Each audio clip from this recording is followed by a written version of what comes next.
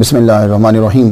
तमाम नबियों के सरदार हज़रत मोहम्मद सल्लल्लाहु अलैहि वसल्लम और तमाम मज़ाहिब के सरदार दीन इस्लाम के पैरोकारों, सलामुन अलैकुम। और जिस हस्ती को सरनामा कलाम बनाया है वो हज़रत सैयदना सलार मसऊद गज़नवी अलवी हनफी शहीद रहमतुल्लाह अलैह। तारीख़ विलादत आपकी 21 रजब 405 हिजरी है, 14 जनवरी 1015 ईस्वी, और तारीख़ शहादत आपकी 14 रजब है 424 हिजरी, 14 जून 1033 ईस्वी बनती है। तो तकरीबन उम्र जो है वो टोटल आपकी 19 साल बनेगी। सैयद अब्दुल कादिर गीलानी अल हसनी वल हुसैनी रहमतुल्लाह अलैह 11वीं वाले पीर से 65 साल कबल पैदा हुए। आप उनसे 65 साल कबल पैदा हुए। आज 2015 में दुनिया से गए हुए आपको 981 साल जो हैं वो हो चुके हैं। और आपका मज़ार बहराइच शरीफ यूपी इंडिया में है। जो अल्लाह की मानता है ज़माना उसे जानता है। ये हस्ती, इनकी गुफ्तगू करने से पहले मैं कुछ थोड़ा सा आपका माइंड जो है वो बनाना बड़ा ज़रूरी है, क्योंकि ज़रा गुफ्तगू कुछ हट कर होगी, तो इसलिए ज़रूरी है कि आप पहले जान लें कुछ। ये जो हस्ती हैं इनके नाना सुल्तान नासिरुद्दीन सुबुक्तगीन हैं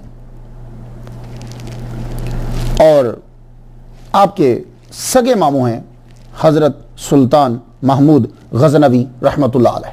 हर आदमी जानता है ये आपके सगे मामू हैं। और आपके ननिहाल का शजरा जो है ये नौशेरवां आदिल से जाकर मिलता है, जिनके बारे में आज गुफ्तगू करने लगा हूं। पहले ज़रा ज़हन तैयार कर लीजिए। वालिद की तरफ से आपका शजरा नस्ब जो है वो हज़रत अली के बेटे इमाम मोहम्मद बिन हनफिया से जाकर मिलता है। होना चाहिए था मोहम्मद बिन अली, यह हनफिया क्यों है? आप अपने कबीले की निस्बत से मशहूर हुए। बात को समझ में आ गई? अक्सर लोग एतराज़ करते हैं कि वो ये मौला अली के बेटे हैं तो मोहम्मद बिन अली क्यों नहीं? तो वो अपने कबीले की वजह से, हनफिया कबीला है।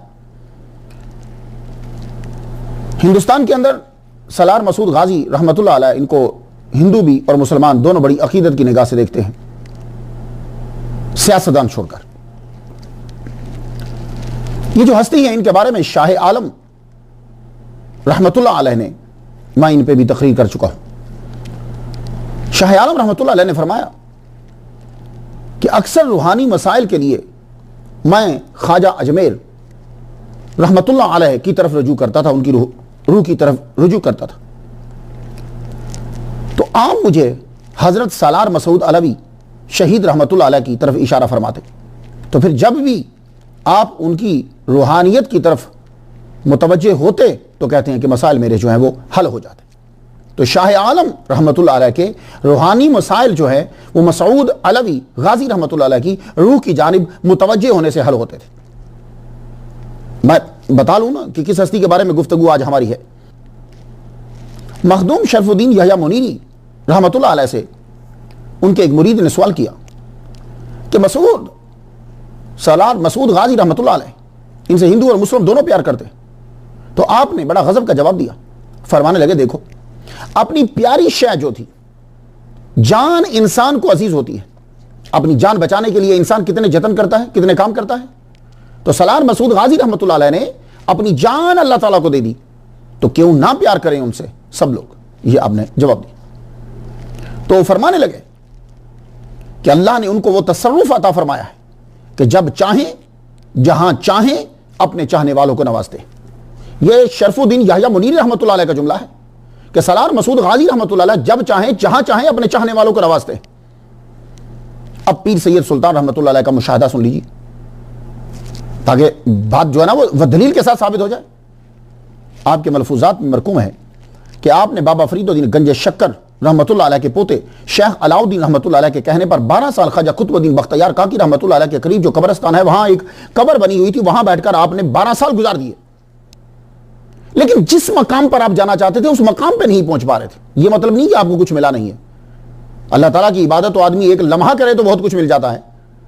आप जिस मकाम को हासिल करना चाहते थे वो मकाम नहीं मिला। तो एक दिन उसी जो कब्र नुमा जगह थी उससे बाहर बैठे हुए हैं आप, एक आदमी आपके सामने से गुजरा। तो आदमी आपके सामने से गुजरा वो कोढ़ी था, उसका जिस्म जो है वो खराब हो चुका हुआ था, ये स्किन जो है ना वो खराब हो चुकी थी। वो बेचारा जा रहा है और रो रहा है। सामने की समझ से एक घुड़सवार आए, उसके साथ उन्होंने मारना शुरू कर दिया। वो जो घोड़े को मारा, मारते जा रहे, मारते जा रहे, मारते जा रहे, मारते जा रहे, वो मार खाता खाता गिर गया और आफरीन वो भी आगे से कुछ नहीं बोल रहा। लेकिन पीर सैयद सुल्तान रहमतुल्लाह अलैह कहते हैं कि मैं बड़ा हैरान हुआ कि वो जू जू उसे मारते हैं, उसकी वो स्किन ठीक होती जा रही है, और जब वो मारकर रुक गए तो वो आदमी एकदम से बिल्कुल शिफायाब हो गया, ठीक हो गया।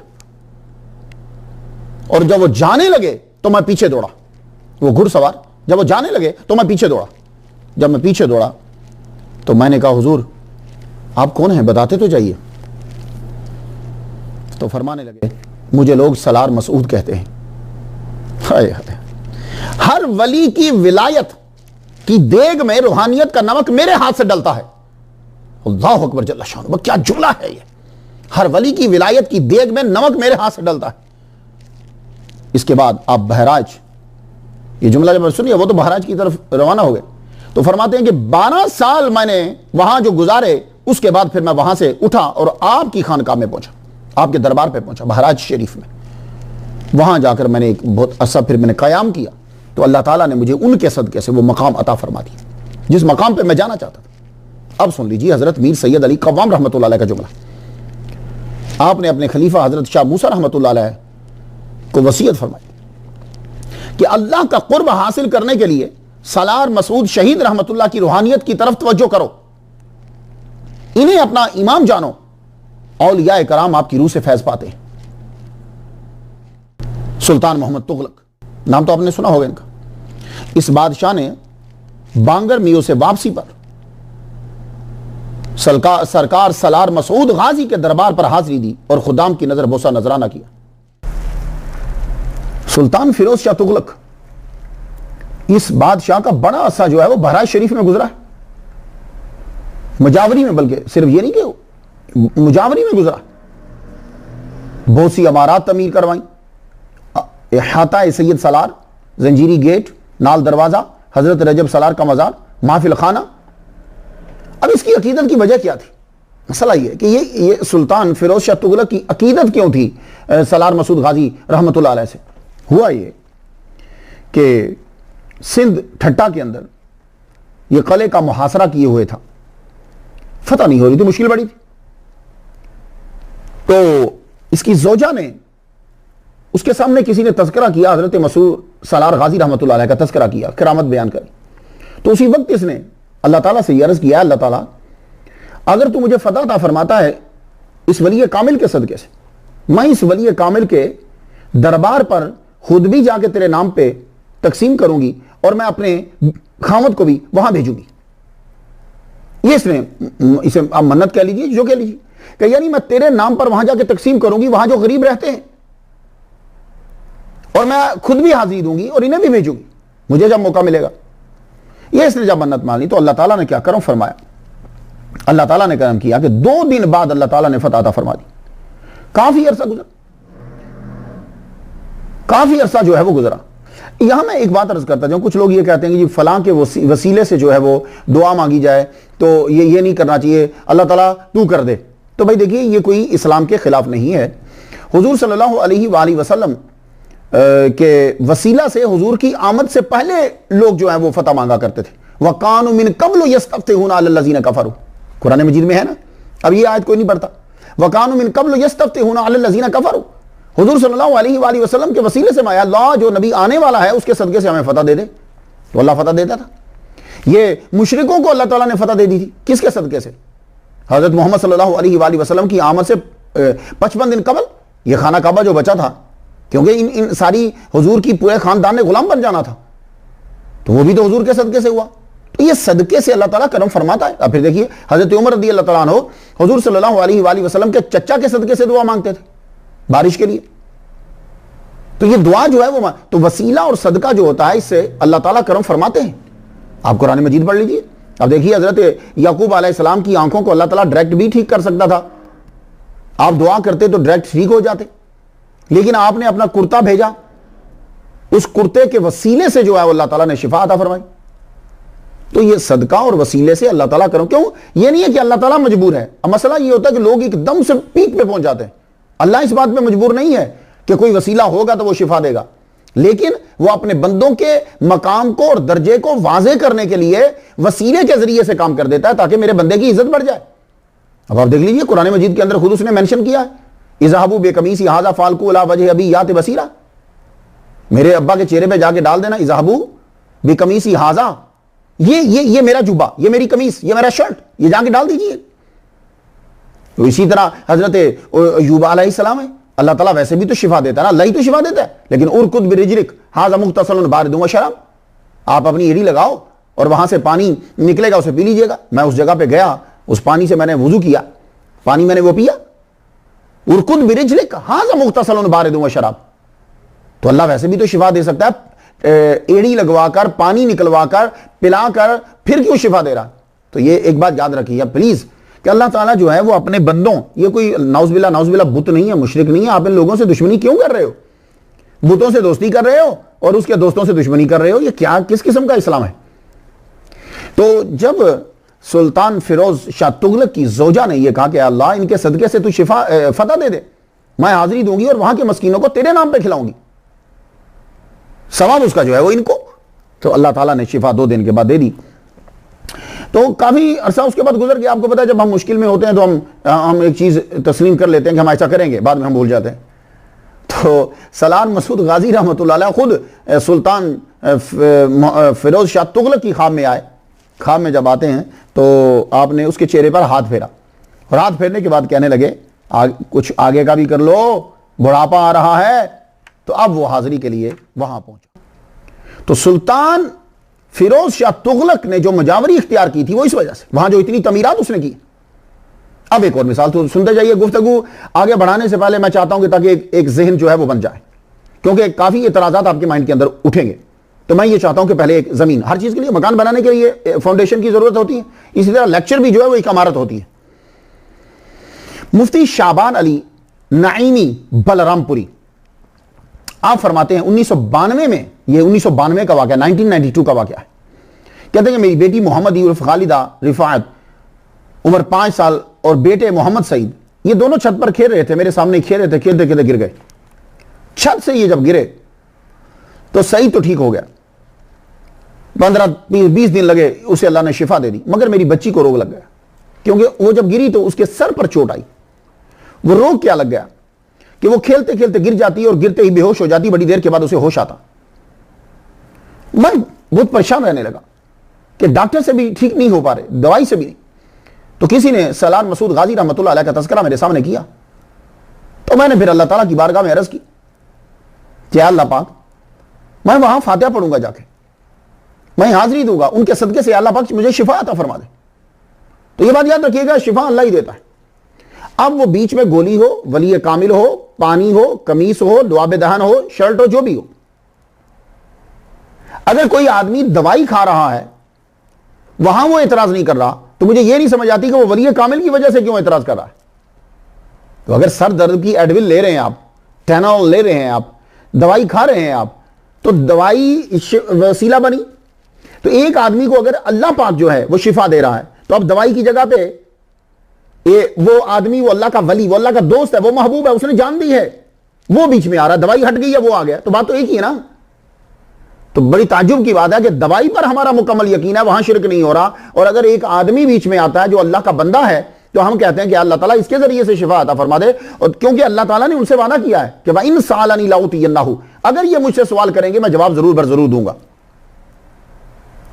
तो जब अब मुफ्ती शाबान अली नईमी बलरामपुरी जो है, जब उन्होंने ये कहा, मुफ्ती है भाई, आम आदमी तो नहीं है, नहीं है, तो फरमाते हैं कि मैं फिर क्या हुआ कि मैं अपनी बेटी को लेकर चला गया। मैं जब वहां पहुंचा, अंदर जब मैं दरबार में दाखिल होने लगा तो किसी के हाथ से तेल गिरा हुआ था, होता ना दिए में डालते हैं, वो तेल गिरा हुआ। तो मेरी बेटी जो है वो उसके ऊपर से फिसल गई, स्लिप हुई, तो स्लिप होते ही जाते ही गिरी तो सर उसका लगा मसूद सलार गाजी रहमतुल्लाह अलैह की कब्र के ऊपर जाके लगा। वो चोट लगना थी, वो फिर बेहोश हो गई। तो मुफ्ती शाबान अली नईमी बलरामपुरी कहते हैं, कहने लगे, मैं वहीं रोने लग गया।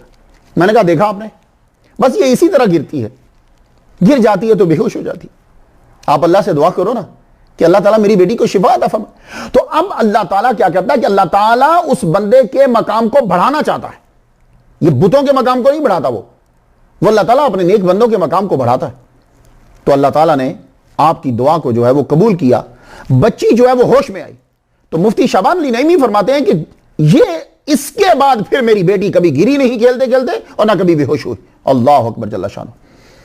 तो ये वो वली कामिल हैं मसूद सलार गाजी रहमतुल्लाह अलैह कि आपने जिहाद अकबर और असगर दोनों किए। ये बात याद रखिए, अक्सर औलिया कराम जिहाद अकबर करते हैं, जिहाद असगर का उन्हें मौका नहीं मिलता। ये नहीं है कि वो उसके मुखालिफ होते हैं, वो जिहाद अकबर में रहते। तो ये वली कामिल, आइए अब गुफ्तगू आगे बढ़ाते हैं। मकाम कुछ समझ लिया आपने, गुफ्तगू मैं आगे बढ़ाना चाहता हूं, लेकिन मैं तौहीद बयान किए आगे कैसे जा सकता हूं, और फिर वो मखसूस चेन बयान किए कि मैं कैसे आगे जा सकता हूं। मेरी तो वो जान है वो चेन। तो समाप्त कर लीजिए, फिर आगे गुफ्तगू बढ़ा लेते हैं। इमाम रिज़ा अलैहिस्सलाम बयान करते हैं मूसा काज़िम से, अपने वालिद ग्रामी से, और मूसा काज़िम बयान करते हैं इमाम जाफ़र सादिक से, वो बयान करते हैं इमाम अल बाकिर से, वो बयान करते हैं इमाम ज़ैनुल आबिदीन से, वो बयान करते हैं इमाम हुसैन से, वो बयान करते हैं मौला अली से, और उन्होंने हुज़ूर सल्लल्लाहु अलैहि वसल्लम से सुना कि अल्लाह फरमाता है। तो गोया कि आप हदीस कुदसी भी कह सकते हैं, इन्नी अनल्लाह ला इलाहा इल्ला अना फअबुदनी मन जानी मिनकुम बिशहादतिन अल्लाह इलाहा इल्लल्लाह बिखिलासिन दखल फी हिस्नी व मन दखल फी हिस्नी आमन मिन अज़ाबी।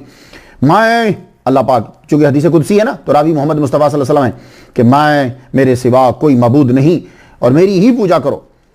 मन जानी मिन, जो तुम में से ये गवाही लाता है कि अल्लाह के सिवा कोई मबूद नहीं, और ये गवाही खुलूस के साथ होनी चाहिए, इसमें खुलूस हो, तो वो मेरे कला में दाखिल हो गया, और जो मेरे कला में दाखिल हुआ वो मेरे अजाब से महफूज हो गया। अल्लाह ताला सबको तौहीद पर मोड़ दे। आइए गुफ्तगू आगे बढ़ाते हैं, और हमारी गुफ्तगू का पहला जो इंपॉर्टेंट हिस्सा होता है, आज थोड़ा सा मैंने चेंज किया है, थोड़ा सा चेंज किया है। हमारी गुफ्तगू का जो हिस्सा होता है वो पहले होता है, हम नाम पे गुफ्तगू कर लेते हैं। उस नाम के अंदर भी हमें बहुत सारी चीजें मिल जाती हैं, मकाम मिल जाता है, सिफात मिल जाती है। आपके नाम में जो बेहतरीन चीज, पहले जो नई चीज आती है वो सालार है। ये सालार, ये फारसी जुबान का लफ्ज है। इसका माना होता है सरदार, इसका माना होता है अफसर, इसका माना होता है रहनुमा, यानी लीडर भी है, बॉस भी है, और सरदार जो है, सरदार किसी भी माना में आ जाए। तो जहां जहां फारसी बोली जाती है वहां उन लोगों को जो मैदान जंग में डटकर मुकाबला करते थे, वतन और कौम को बचाते थे, उन्हें यह टाइटल दे दिया जाता था। तो यूं समझ लें कि यह सालार जो है यह तमगाए जुरत है, भैया समझ लीजिए। यह फारसी इलाकों के अंदर, वहां जैसे बहुत सारे औलिया कराम हैं और बहुत सारे खानदान हैं कि जिनको सलार का टाइटल दिया गया, कि जिन लोगों ने क्या किया कि जब तातारी हमला करते थे तो वो खानदान जो है वो आगे बढ़कर अपनी जान कुर्बान करने के लिए निकल पड़ता था, तो उसको फिर कौम सालार का टाइटल दे देती। तो ये भी, ये जो सालार है, इसका इनके खानदान में भी ज्यादातर जो लोग हैं वो फौज के अंदर शामिल है। और यूं भी आप समझ सकते हैं कि सालार का टाइटल, जैसे आजकल कमांडर का टाइटल दिया जाता है, ऐसे ही सालार का टाइटल होता है। तो ये सालार जो है वो आपके खानदान को बहादुरी के तौर पर अता हुआ। मसऊद, ये अरबी है और इसका माना होता है नेक बख्त। गजनवी, ये गजनवी जो है इसका माना अफगानिस्तान के शहर गजनी का रहने वाला। वैसे गजनवी जो है यह किनाया है, जब गजनवी कहा जाता है तो जहन में एक ही चीज आती है, हजरत सुल्तान महमूद गजनवी रहमतुल्लाह अलैह। ये एक ही हस्ती जो है, कुछ लफ्ज ऐसे होते हैं कि वो नाम के बराबर हो जाते हैं। गौस पाक फौरन नाम जाए, हालांकि बहुत से औलिया का टाइटल है ये, लेकिन जब गौस पाक बोलेंगे फौरन अब्दुल कादर गिलानी। तो इसी तरह गजनवी जो है, जब आप बोलेंगे फौरन गजनवी मशहूर हुआ हमारे जहनों के, पाकिस्तानियों के जहन के अंदर, इंडिया के लोग, वो गजनवी हजरत सुल्तान महमूद गजनवी, जो मामू लगते हैं सलार मसूद गजनवी रहमतुल्लाह अलैह के। अलवी, आपके नाम के साथ अलवी आता है। ये अलवी कौन होते हैं? ये अलवी जितने हैं इनकी आगे मुख्तलिफ शाखें हैं, अवान भी इन्हीं की शाख है। अलवी उसे कहते हैं कि जो हजरत मौला अली शेर खुदा रदी अल्लाह ताला अन्हु के बेटे हैं, लेकिन बीबी फातिमा से नहीं। एक बात मुझे और बताइए, शाह वजीहुद्दीन रहमतुल्लाह अलैह, वो भी सैयद हैं, उनके खानदान से एक फर्द हैं, उन्होंने मुझे कॉल की इंडिया से, क्योंकि कुछ बातें ऐसी होती हैं कि मैं जो है वो किताबों से पढ़ता हूं और अपनी अकल से सोचता हूं। तो ना सारी किताबें मेरे पास हैं, ना सारी अकल मेरे पास है, तो कहीं ना कहीं कोई ना कोई बात तो रह जाएगी। तो इसलिए जितने भी खानदान हैं, मैं उनके आबा अजदाद का जब तज़किरा करता हूं तो मैंने पहले से कह दिया है कि मैं उनकी तरह से बयान नहीं कर सकता। उनका इल्म मेरे से ज्यादा है, उनकी अकीदत मेरे से ज्यादा है। तो वो वजीहुद्दीन रहमतुल्लाह अलैह, मैंने उनको अलवी कहा, तो उनके जो खानदान से हैं उन्होंने मुझे फरमाया, कहने लगे कि अलवी एक दौर ऐसा भी गुजरा है कि सादात को नौकरी नहीं दी जाती थी एहतराम की वजह से। यह बात कहते थे कि जो हसन हुसैन की औलाद है, बीबी फातिमा की औलाद है, इनको हम अपने पास नौकर नहीं रखेंगे। क्यों? बेअदबी है। तो अब होता क्या था कि जब उनको नौकर नहीं रखते थे एहतराम की वजह से, उन बेचारों को कहीं भी नौकरी नहीं मिलती था, वो जाएं तो जाएं कहां।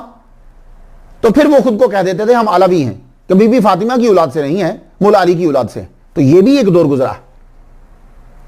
तो आप अलवी हैं, लेकिन आप वाकई ही मौला अली की औलाद से हैं। मौला अली के बेटे मोहम्मद बिन हनफिया और उनकी औलाद से आपका शजरा नस्ल। तो फरहंग आसफिया में यूं है, सालार मसूद बिन सलार साहू बिन अताउल्लाह गाजी बिन ताहिर गाजी बिन तैयब गाजी बिन मोहम्मद गाजी बिन उमर गाजी बिन बतल गाजी बिन अब्दुल मन्नान बिन मोहम्मद हनफिया बिन अली उल मुर्तज़ा।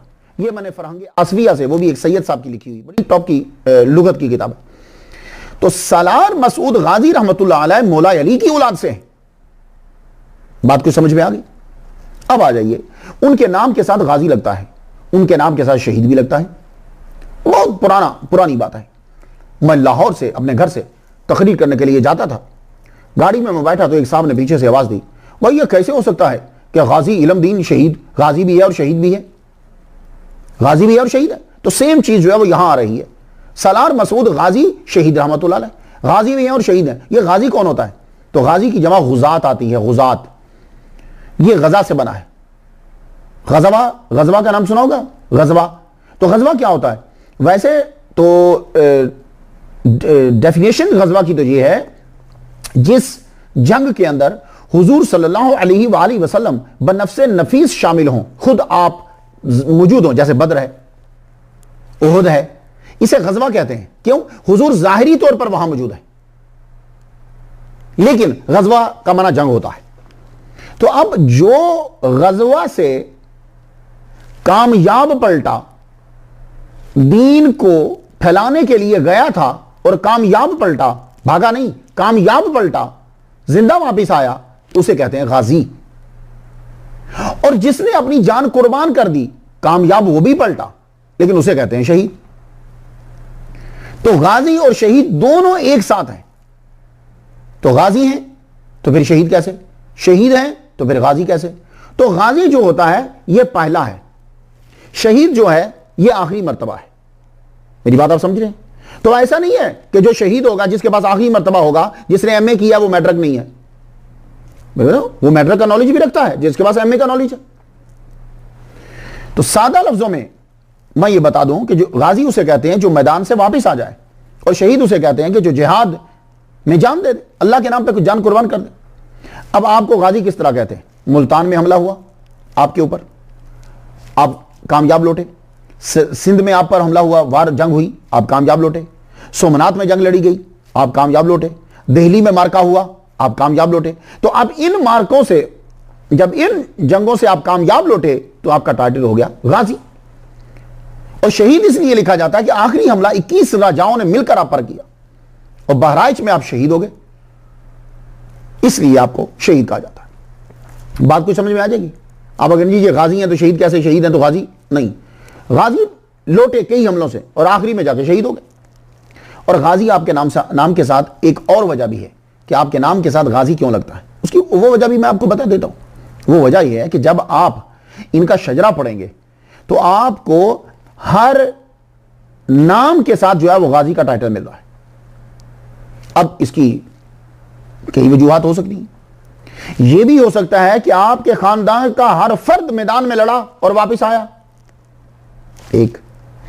दूसरी वजह यह हो सकती है कि जब सरबराह को टाइटल मिल जाता है तो वो आगे नस्ल के अंदर भी वो टाइटल चलता आता है, यह भी हो सकती है। लेकिन वो पहली वजह बड़ी मजबूत है कि आपके खानदान का हर फर्द जो है वो मैदान का गाजी है। यह जबरदस्त है, अली की औलाद है भाई। यहां मैं एक बात कर देना चाहता हूं। इंडिया, आज का इंडिया बड़ा अजीम इंडिया है, अखंड भारत, बहुत बड़ी जमहूरियत है इंडिया जो है। इतनी पाकिस्तान ने जमहूरियत में और वतन से मोहब्बत में पाकिस्तान ने इतनी तरक्की नहीं की जितनी इन दोनों चीजों में इंडिया ने तरक्की की। लेकिन मैं एक बात कर देना चाहता हूं, हो सकता है कि सलार मसूद गाजी रहमतुल्लाह अलैह की तकरीर को सुनते हुए कुछ बंदे जो हैं वो इंडिया के इख्तलाफ करें, ज्यादातर सियासतदानी करेंगे। लेकिन इस जिम्मन में मैं ये बात करना चाहता हूं कि वो जब महमूद गजनवी रहमतुल्लाह अलैह या उनके साथियों का नाम सुनते हैं तो गुस्से में आ जाते हैं। तो मैं अर्ज करना चाहूंगा कि आज के इंडिया में और उस दौर के हिंदुस्तान के अंदर बड़ा फर्क है। उस दौर का जो हिंदुस्तान था वो आज के दौर जैसा तरक्की याफ्ता नहीं था। उसमें हर राजा की जो अपनी स्टेट होती थी, रियासत होती थी, वो एक मुल्क होता था।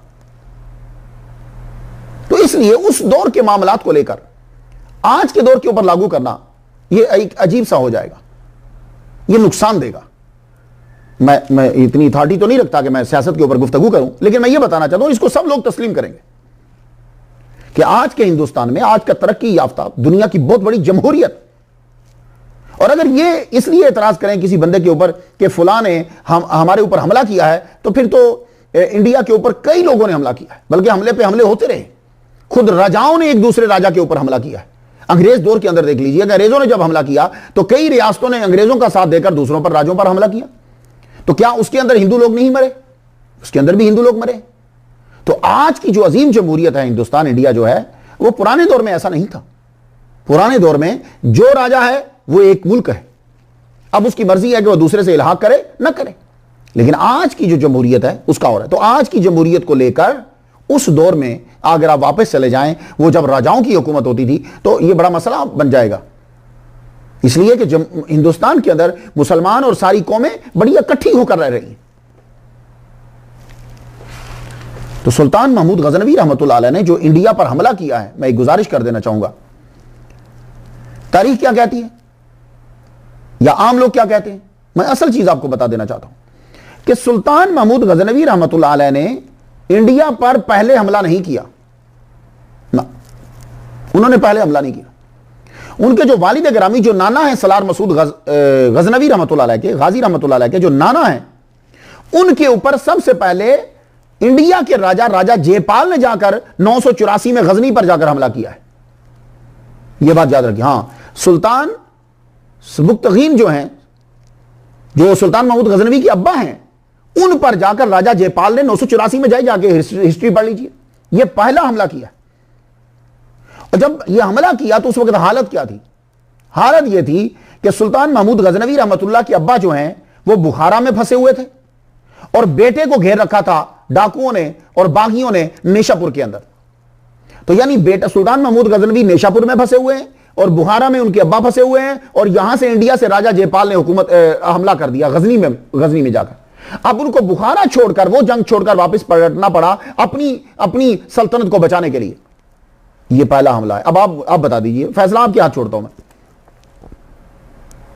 लेकिन फिर भी सुल्तान महमूद गजनवी रहमतुल्लाह के अब्बा ने फिर भी मुसलमानों वाला काम किया। वो क्या काम किया कि बावजूद इस बात के कि राजा जयपाल हार गया, गिरफ्तार हुआ, आपने छोड़ दिया, उसको छोड़ दिया, कहा जाओ ठीक है, जाओ चले जाओ। लेकिन उसने रिहाई पाने के बाद फिर राजाओं को मिलाकर दूसरी बार फिर हमला कर दिया। अब पहले तारीख को सुन लीजिए प्लीज। दूसरी बार फिर हमला कर दिया। जब दूसरी बार हमला करा है तो अब की बार सुल्तान महमूद गजनवी रहमतुल्लाह अलैह के अब्बा ने पेशावर को कब्जे में ले लिया। कहा कि यह पेशावर एक ऐसी जगह है कि जहां ये बैठकर मंसूबे बनाते हैं, तो पेशावर में मेरा कब्जा होगा, मेरा गवर्नर होगा, तो ये मेरे मुल्क में दाखिल नहीं होंगे, यही मसला हल हो जाएगा। तो ये दूसरी बार में, और उस बार फिर राजा जयपाल को छोड़ दिया। ये जरा सोचते, राजा जयपाल को दूसरी बार फिर छोड़ दिया सुल्तान महमूद गजनवी रहमतुल्लाह के अब्बा ने। लेकिन इस अब की बार जब छोड़ा तो अब की बार यह कहा था कि तुम बाजगुजार बनोगे, तुम ये चीजें तुम्हें अदा करना पड़ेंगी, आइंदा तुम हमला नहीं करोगे, तुम अपने मुल्क में रहो, यहां से आगे मत बढ़ना। देखो ये दूसरी बार तुमने किया। लेकिन अब वो मानने के बाद फिर चला गया। तो आप जानते हैं कि दूसरी बार जो उसने हमला किया था, जब सुल्तान महमूद गजनवी के वालिद ने छोड़ दिया, दूसरी बार राजाओं को मिलाकर 3 लाख पयादों का लश्कर सवार छोड़कर, और सलार मसूद गजनवी के पास टोटल जो है वो 60,000 फौज थी। अब 3 लाख से ज्यादा फौज के साथ 60,000 की फौज जो है वो दिफा कर रही है। ये चीज मद्देनजर नहीं है। तो राजा जयपाल ने 3 लाख की फौज के साथ दूसरी मर्तबा हमला की, लेकिन आपकी बार फिर छोड़ दिया। तीसरी बार फिर इसने हमला कर दिया, 1001 में जाकर हमला किया, पेशावर में जाकर। अब सुल्तान महमूद गजनवी के पास 10,000 टोटल है, इतनी फौज। अब जब हमला किया है तो राजा 5,000 लाशें छोड़कर गया। अब मगर महमूद गजनवी रहमतुल्लाह अलैह ने तीसरी मर्तबा फिर राजा जयपाल को छोड़ दिया, गिरफ्तार करने के बावजूद छोड़ दिया। तो कहा कि अब तुम जाओ। अब ये वापस जब आया तो वापस आकर इसने आग में कूद कर खुदकुशी कर ली और अपने बेटे राजा आनंदपाल को जो है वो अपना नायब बना दिया। लेकिन पूरी इंडिया के अंदर सुल्तान महमूद गजनवी के खिलाफ नफरत जो है ये बखेर गया। तो मैं अर्ज करना चाहता हूं, अगर कोई साहब सुन रहे हो, वैसे तो डिस्कस करनी ही नहीं चाहिए, लेकिन मैं अर्ज ये करना चाहता हूं कि सुल्तान महमूद गजनवी रहमतुल्लाह अलैह का नाम सुनते ही या उनके खानदान का नाम सुनते ही लोग ये समझते हैं कि सुल्तान महमूद गजनवी जो है वो उसने सोते हुए उठकर इंडिया पर हमला कर दिया। नहीं, सुल्तान महमूद गजनवी पर 3 मरतबा पहले हमला हुआ। 3 लाख प्यादा फौज के साथ हमला हुआ है। दूसरी मरतबा, पहले हमला हुआ, छोड़ दिया। दूसरी मरतबा हमला किया, राजा जयपाल को छोड़ दिया। तीसरी मरतबा उसने हमला किया, राजा जयपाल को छोड़ दिया। 3 मरतबा छोड़ दिया। लेकिन राजा जयपाल ने मरती दफा खुद को आग में जलाकर नफरत पैदा कर दी पूरी इंडिया के अंदर, राजाओं के अंदर, और कहा कि इसे मारो, अगर तुम इसको नहीं मारोगे तो फिर तुम लोग तबाह हो जाओगे। तो अब राजा जो थे, उस वक्त राजाओं का मरकज होता था गुजरात सोमनाथ का जो मंदिर है। आपकी समझ में बात आ गई है? तो सुल्तान महमूद गजनवी रहमतुल्लाह अलैह ने इंडिया पर पहले हमला नहीं किया, उसके ऊपर 3 मरतबा हमला हुआ है। तो जब 3 मरतबा हमला हो गया तो अब सुल्तान महमूद गजनवी ने अपनी सल्तनत को बचाने के लिए उस जानिब हमले किए कि जहां राजा बैठकर मीटिंग किया करते थे। तो इसलिए हमें उस दौर की बात को खींचकर यहां नहीं लाना चाहिए। आज का जो इंडिया है वो एक बहुत बड़ी, दुनिया की बहुत बड़ी जमहूरियत है। इंडिया का हर फर्द अपने मुल्क से जो है वो प्यार करता है, ये बात याद रखिएगा। तो आज के और उस दौर के दोनों में फर्क है। तो वो राजाओं ने जो गलती की, जो किया है, वो अब आज हम नहीं थोपेंगे। लेकिन अब हम देखना चाहते हैं कि सलार मसूद गजनवी रहमतुल्लाह अलैह, हर वली किसी ना किसी नबी के कल्ब पर होता है, ये बात याद रखिए। तो सलार मसूद गाजी रहमतुल्लाह अलैह, ये हजरत सुलेमान अलैहिस्सलाम के कल्ब पर है, हजरत दाऊद अलैहिस्सलाम के कल्ब पर है, ये हजरत यूशा बिन नून के कल्ब पर है, ये हजरत मूसा अलैहिस्सलाम के कल्ब पर है। इन्होंने जिहाद अकबर और जिहाद असगर दोनों किए और फिर जिंदगी का सबसे आला मर्तबा शहादत जो है वो आपने हासिल कर ली। वैसे तो वली बनता ही वो है कि जो मरने से पहले मर जाता है। मूतू क़ब्ल अन तमूतू, मरने से पहले मर जाओ। वली मर जाता है, मरने के बाद वली बनता है। लेकिन वो मूतू क़ब्ल अन तमूतू, वो जिहाद अकबर है कि जो आदमी, इंसान खुद से लड़ता है, अपने आप से लड़ता रहता है, हर लम्हे लड़ता है, तलवार उठाए रखता है तौहीद की और उसको मारता रहता है। वो नफ्स को उभरने नहीं देता, शैतान को उभरने नहीं देता, उसके वसवसों को चलने नहीं देता, शैतान के लश्करों के साथ लड़ता रहता है। वो ये जिहाद अकबर होता है, यानी नमाज पढ़ना। तो जिहाद असगर क्या होता है? वो ये होता है कि जब हमला आदमी पर कर दिया जाए, उसकी जिंदगी को मुश्किल बना दिया जाए, तो वो दिफा के लिए उठाता है, उसे कहते हैं जिहाद असगर। अब आ जाइए आपके अजदाद पे गुफ्तगू करते। आपके वालिद का असल नाम जो है वो सालार साहू है।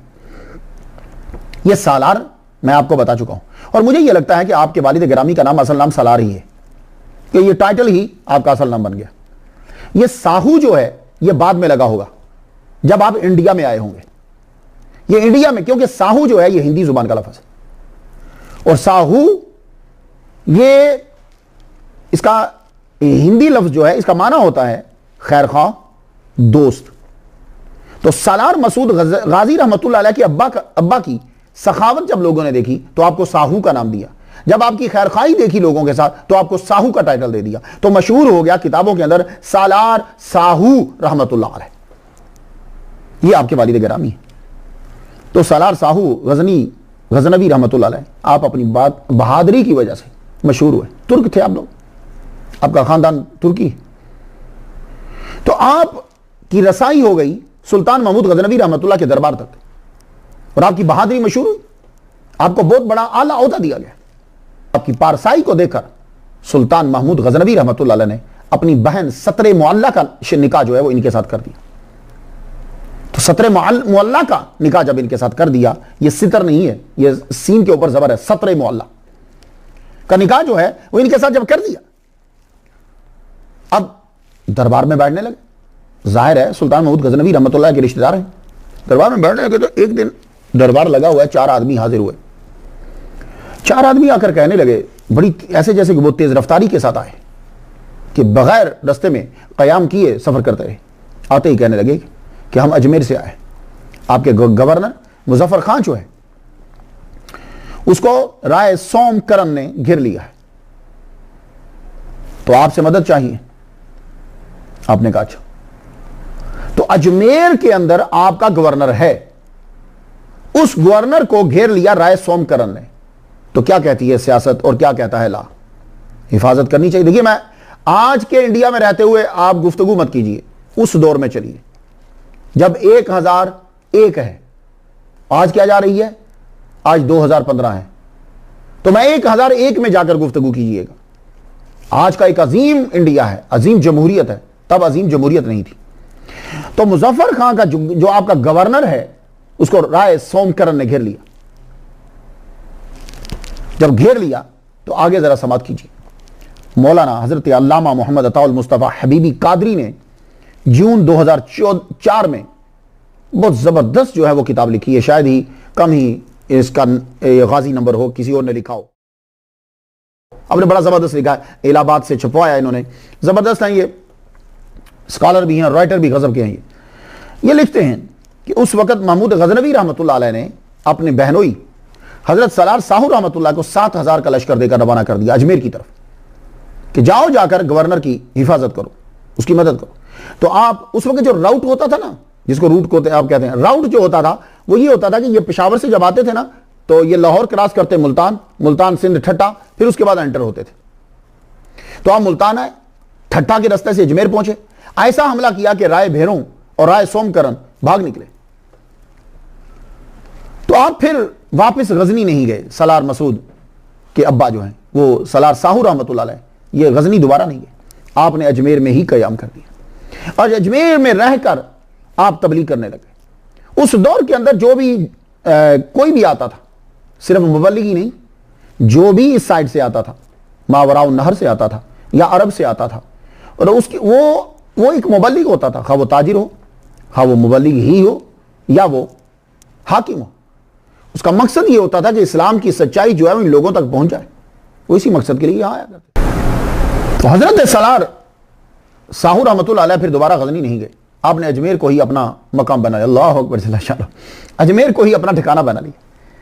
जब वहां आप रहने लगे तो सुल्तान महमूद गजनवी रहमतुल्लाह ने आपकी जोजा को बाद में अजमेर रवाना कर दिया। आप शव्वाल 404 हिजरी में सलार साहू रहमतुल्लाह की जोजा और सुल्तान महमूद गजनवी रहमतुल्लाह अलैह की बहन ये अजमेर शरीफ में पहुंच गई।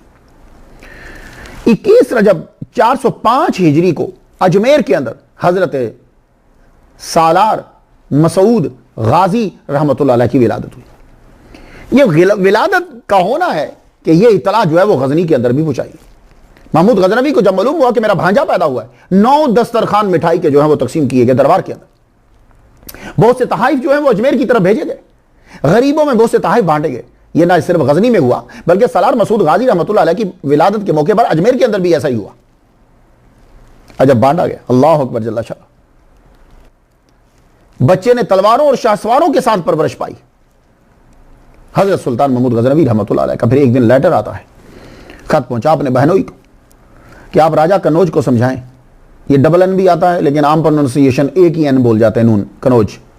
कन्नौज को समझाएं वो साजिशों से बाज आए, वरना हम खुद आते हैं उसे रोकने के लिए।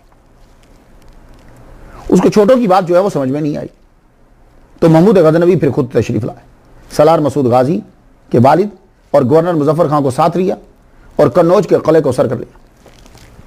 महमूद गजनवी वापस जाने लगे तो सलार साहू रहमतुल्लाह अलैह बोले मैं भी साथ चलता हूं, मुझे गजनी जाना है। आपने फरमानी आप यहां रहो और तबलीग करो। तो अजमेर में ही आपका जो है वो कयाम रहा। अजमेर में आप रहे तो अजमेर के अंदर ही परवरिश पाई है सलार मसूद गाजी रहमतुल्लाह अलैह ने। 4 साल 4 माह के जब हुए, शऊर पैदा हुआ, अब रस्म बिस्मिल्लाह हुई, तो तख्ती के ऊपर बिस्मिल्लाह कौन लिखेगा?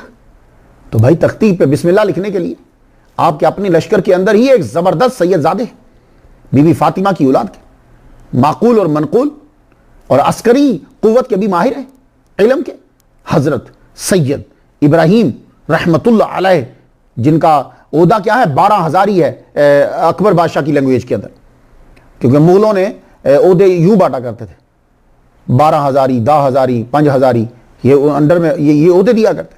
तो यानी उनका ओहदा जो है वो ये था कि आप उसको अकबर की लैंग्वेज में 12,000 ही कह सकते हैं। यानी इसे भी छोड़िए, कमांडर इन चीफ है पूरी फौज के सेनापति, आपको उस्ताद मुकर्रर किया गया सलार मसूद गाजी रहमतुल्लाह अलैह का। अब आप देखिए कि एक ही उस्ताद के पास 3 इल्म है, तसव्वुफ, मुरवजा उलूम जो मुसलमानों में पढ़ाए जाते हैं वो, और तलवार चलाना और घुड़सवारी। ये बहुत जबरदस्त ये महारत तामा होती है। शाह सवार मालूम है किसे कहते हैं, चलते हुए दौड़ते हुए घोड़े के ऊपर बैठ जाना, और हम तो रुके घोड़े के ऊपर बैठे तो गिर जाते हैं ना, तो वो चलते हुए घोड़े के ऊपर बैठ जाते हैं। तो अब उस्ताद आपको सिखाने लगे अरबी उलूम, अस्करी उलूम, 11 साल की उम्र तक साथ साथ पढ़ाई भी चलती है, साथ साथ दूसरे काम भी चल रहे हैं। पुराने दौर में क्या होता था, आज के तो ये है कि पढ़ाई अलग चीज़ है, अमल अलग चीज़ है, लेकिन वहाँ क्या होता था, वहाँ पढ़ाई और अमल साथ साथ चलते थे। तो जब आदमी पढ़कर निकलता था तो किताबें अमल में आ चुकी होती थी। आजकल तो ये होता है कि किताबें इधर हैं, अमल देखेंगे बाद में। लेकिन उस दौर में, अब ये बचपन का ये आलम है, सलार मसूद गाजी रहमतुल्लाह अलैह का बचपन का ये आलम है, बावजूद रहते फराइज तो छूट ही नहीं सकते, नवाफिल की भी पाबंदी हो रही, नवाफिल की पाबंदी। और ये बात याद रखिएगा, शैतान का बड़ा हरबा होता है, पहले वो मुस्तहब्बात छुड़ाता है, फिर वो सुनन छुड़ाता है, फिर आस्ता आस्ता फ़राइज़ के अंदर भी बेड़ा गर्क करता रहता है, और जब समझता है कि फ़राइज़ कबूल नहीं हो रहे तो फिर फ़राइज़ पर पक्का कर देता है। ये आज का उसका सबसे बड़ा हरबा है शैतान का। जितने लोग मेरी समात कर रहे हैं, बात तकरीर सुन रहे हैं, वो गौर से सुन लीजिए। मुस्तहब्बात छुड़वाएगा, सुनन छुड़वा देगा। देखा आप अक्सर लोग सर पे पगड़ी तो बड़ी दूर की बात है, सर पे टोपी नहीं रखते, नमाज पढ़कर चले जाते हैं, सुनन नहीं पढ़ते।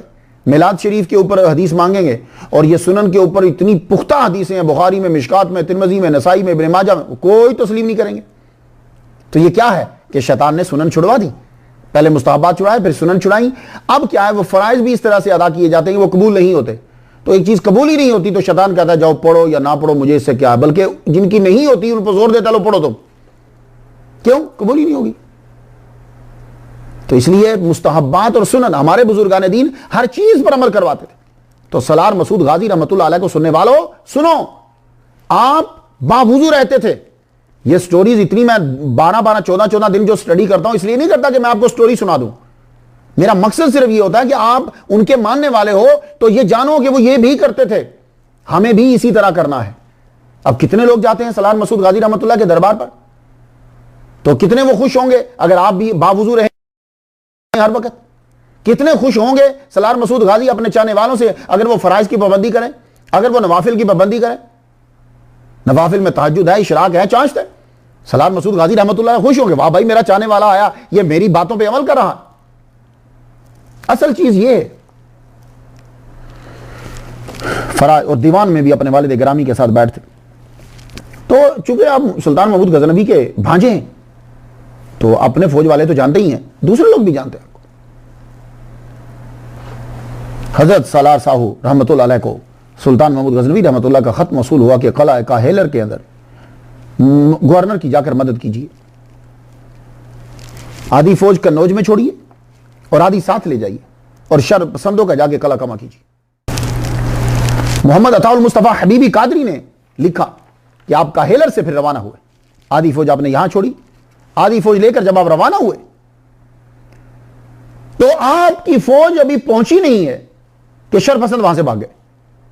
वो डाकू, वो चोर, वो जो दहशतगर्द, वो भाग गए। आपने उनका पीछा किया, उनको पकड़ा, पकड़ने के बाद आपने उनको गिरफ्तार किया, कुछ गिरफ्तार हो गए। तो वहां की जागीर जो है वो सारी आपको अता कर दी, अजमेर जो है वो उसके हवाले करो और तुम खुद अपने लश्कर के साथ यहां आ जाओ जो तुम्हारी खास जमात है। तो आप जब यहां रहने लगे तो बाकी फैमिली को भी अजमेर से बुला लिया। सलार मसूद गाजी रहमतुल्लाह की वालदा, सत्र मोहल्ला, उस्ताद मोहतरम सैयद इब्राहिम रहमतुल्लाह अलैह और लश्कर सारा वहां पहुंचा। जब आप वहां से चले, क्योंकि आधा लश्कर तो वहां था, तो जब सलार मसूद गाजी, सैयद इब्राहिम और आपकी वालदा मोहतरमा और कुछ लश्कर जब आप अजमेर से चल रहे हैं, काहेलर की जानिब आ रहे हैं आप, तो रस्ते में आपके कत्ल की साजिश बना ली गई। वो साजिश क्या की गई कि आपके पूरे लश्कर की दावत की जाएगी। दावत करने के बाद जो है वो खाने के अंदर जहर मिला दिया जाएगा। तो जब फौज खाएगी तो वो खाते ही मर जाएगी, लड़ने की जरूरत ही नहीं है। ऐसा ही हुआ। आप जा रहे हैं तो रास्ते में क्या हुआ कि शिव, इसका ताल्लुक गजनी के दरबार के अंदर भी था, ख्वाजा हसन के जरिए से, जो वजीर है। इसने कहा कि मैं चाहता हूं, हम चाहते हैं कि आपके पूरे लश्कर की जियाफत कर दी जाए, मेहमान नवाजी हो। आपने फरमाया नहीं, हम खाना नहीं खाएंगे। आप वहां से आगे बढ़ गए। आगे जब बढ़े आप, कुछ ही मनाजिल आपने तय की कि फिर दोबारा से उसका बंदा आया, कहने लगा जी ठीक है आप खाना नहीं खाते तो आप सारे लश्कर के लिए मिठाई भेजी गई। मिठाई जब आप पहुंची तो आपने फौरन से हिदायत कर दी कि कोई आदमी मिठाई नहीं खाएगा, मिठाई को हाथ नहीं लगाना। मिठाई रख दी गई, वो आदमी चला गया, तहफ़ दे दिए, ठीक है तुम जाओ। मिठाई उठाकर पहले जो है वो चेक की गई, जो ही जानवर को खिलाई गई, जानवर मर गया। जानवर मरा तो आपने कहा सारी मिठाई जो है वो इसको 12 से चेक करो। चेक किया गया, पता चला तमाम मिठाई के अंदर जो है वो जहर मिला दिया गया। आपने कहा फौरन शिव को तलाश करो, ये शिवकन कहां है, पकड़ो इसे। पता चला रावल के अंदर है। रावल को घेरे में ले लिया गया। चाहिए तो यह था कि अपनी गलती को तस्लीम करता और माफी मांगता, लेकिन मुकाबले पे आ गया। जब मुकाबले पे आया तो गिरफ्तार हो गया, हार गया। एक वली कामिल को तबाह करना चाहता है तो कैसे जीतेगा। तो कब्जे में जब आ गया, कब्जे में आया तो चूंकि बड़ा मसला था तो गजनी के अंदर पूरी रिपोर्ट मुसलसल भेज दी गई। तो सलार मसूद गाजी रहमतुल्लाह अलैह खुद काहिलर की तरफ बढ़े और वहां आपका शानदार इस्तकबाल किया गया, क्योंकि आपके वालिद गिरामी तो पहले से ही वहीं थे। काफी अरसा वहां गुजरा तो सुल्तान महमूद गजनवी रहमतुल्लाह अलैह आपका लेटर पहुंचा कि मैं सोमनाथ की तरफ बढ़ रहा हूं, तो आप लोग भी सब जो है वो वहां पहुंच जाओ। आप सोमनाथ की तरफ बढ़े। अब जब से कभी सोमनाथ का और सुल्तान महमूद गजनवी रहमतुल्लाह अलैह का हवाला नाम लिया जाता है तो मैं आज के अखंड भारत और अजीम जमहूरियत के लोगों से मैं ये कहना चाहता हूं कि पहले जरा सोचो, क्योंकि आज की भी अखबारों में आते रहते हैं जो सियासतदान है ना, वो सियासत इस तरह चमकाते हैं। नहीं भाई, ऐसा नहीं करो। उस दौर की और हालत थी और आज के दौर की, आज 2015 जा रहा है, वो 1001 था, 1026 के करीब था। तो वो 1026 है, ये 2015 है, तो बड़ा फर्क है ना भाई, बीच में कितने सैकड़ों साल हैं। तो वो तमाम राजा जो थे जिन्होंने 3 बार पहले 3 लाख फौज के साथ हमला किया था गजनी के ऊपर, अब उन्होंने सब लोगों को, सारी माओं को, बच्चों को, सबको ये कहा घर में एक एक बंदा सिर्फ छोड़ो, अपने जेवरात सबके सब जो है वो दे दो। भाई ये तबलीग चल रही थी ताकि इसको तबाह कर दिया जाए।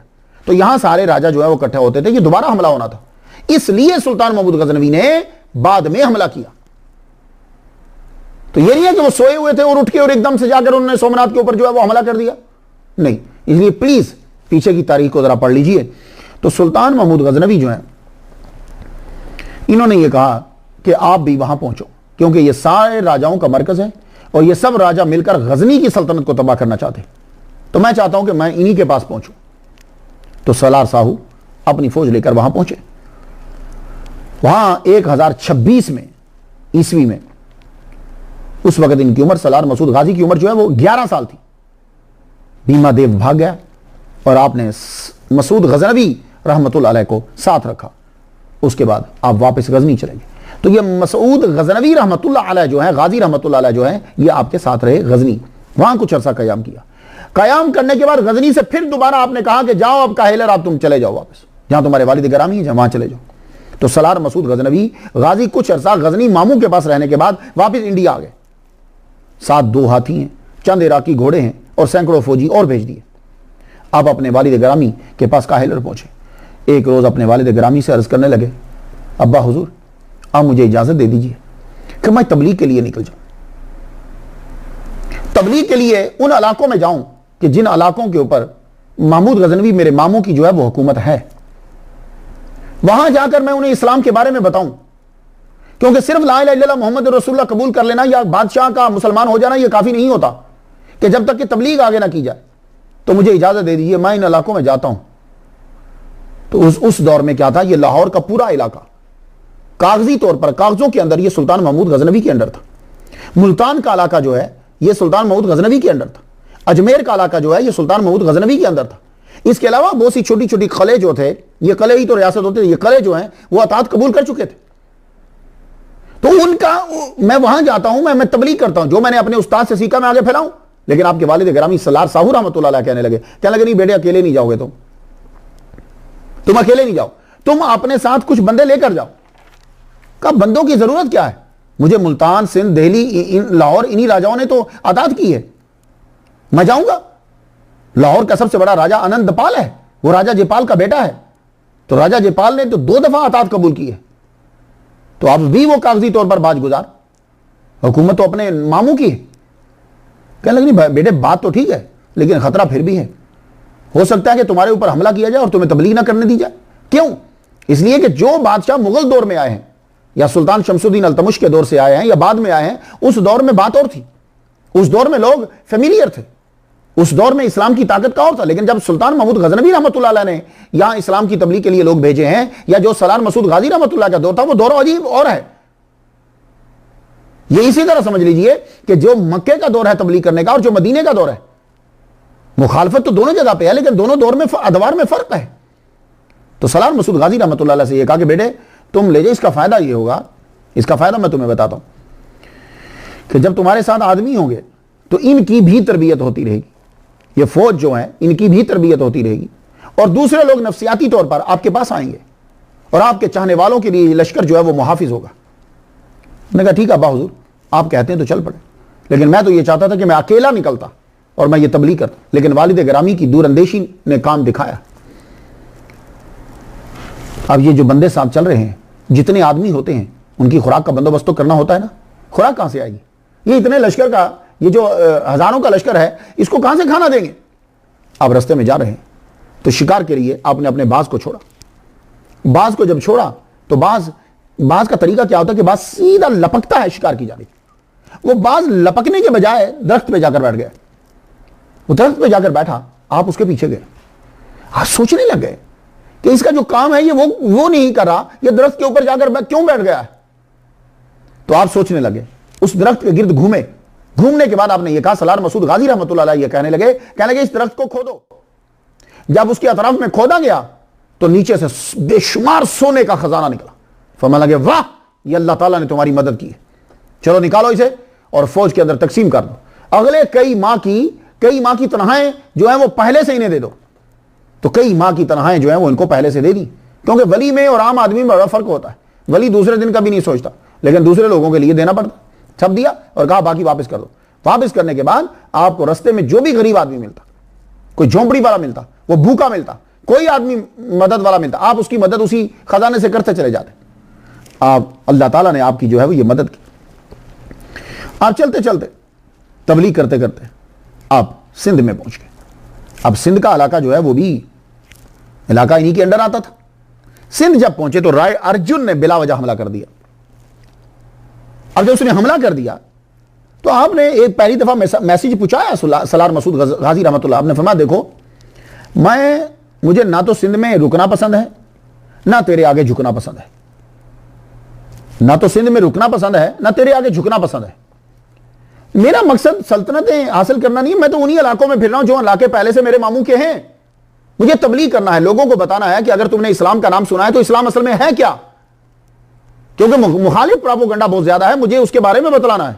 लेकिन नहीं, राय अर्जुन ने जब हमला कर दिया तो आपने अपने जर्नैल अमीर हसन अरब और अमीर बायजीद को 5000 का लश्कर देकर भेजा। फरमाया जाओ समझाओ, नहीं समझता तो भगाओ।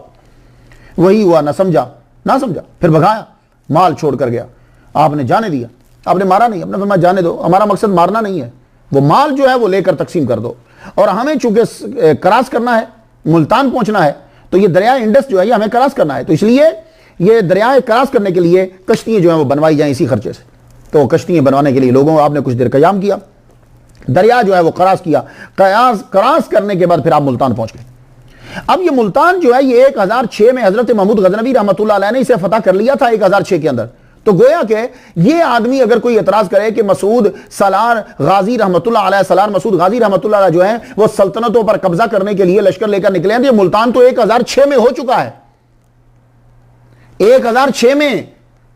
और इसी तरह ये जो लाहौर है ये 1001 में।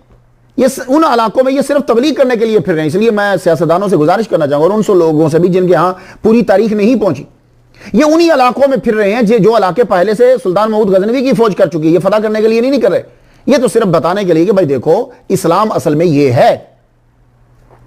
तो आप जब मुल्तान पहुंचते हैं, अब मुल्तान में हिंदुओं और करामिता ने मिलकर आपको तंग करना शुरू कर दी और आपने समझाया देखो राजा से बोलो मेरा मकसद तलवार चलाना नहीं है, कब्जा जमाना नहीं है, सिर्फ इस्लाम फैलाना है। तुम सब लोग आगे आगे से ही बाज गुजारो।